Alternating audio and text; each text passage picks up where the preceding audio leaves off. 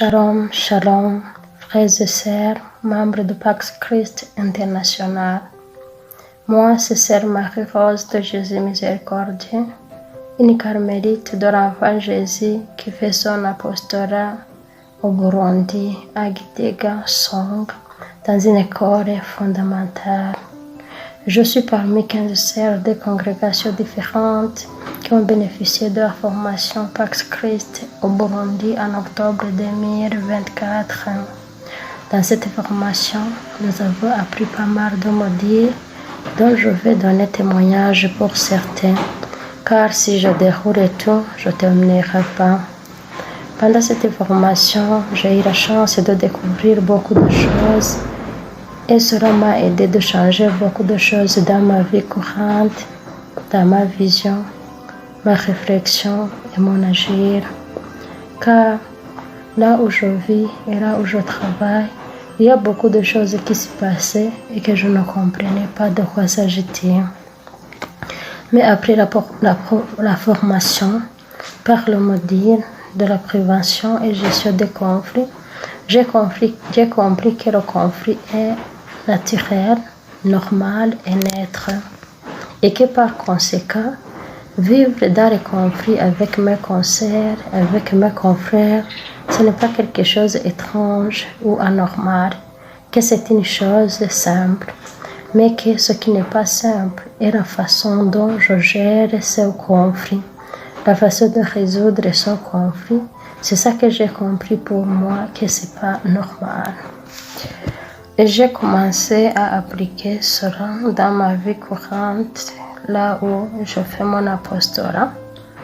Et j'ai fait l'expérience que quand nous nous chamaillons et que nous cherchons à résoudre le conflit par le dialogue, cela termine bien et elle est bénéfique et pour moi et pour mon ami.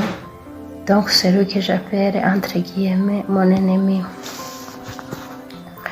Par la communication non violente, j'ai compris que malgré notre nature compliquée, c'est-à-dire remplie de conflits, nous pouvons vivre dans la paix si nous savons bien communiquer.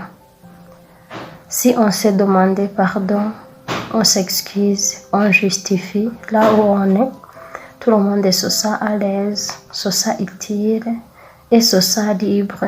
Si quelque chose arrive, on dialogue et ça termine bien.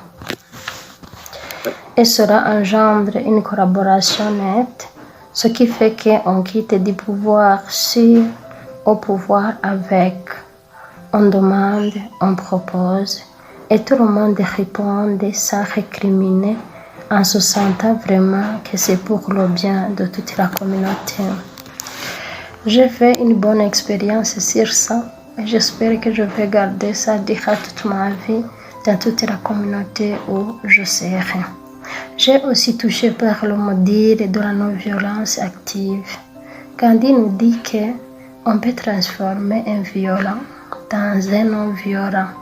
Ça, j'ai fait une expérience réelle avec un monsieur qui s'appelle Habonimana Deo, qui était très violent dans sa famille, envers ses enfants, mais qu'après la formation, j'ai pu approcher, j'ai parlé avec lui et il a changé son comportement bizarre, très violent, dans un comportement non violent, de façon que tout le monde se demande comment c'était passé.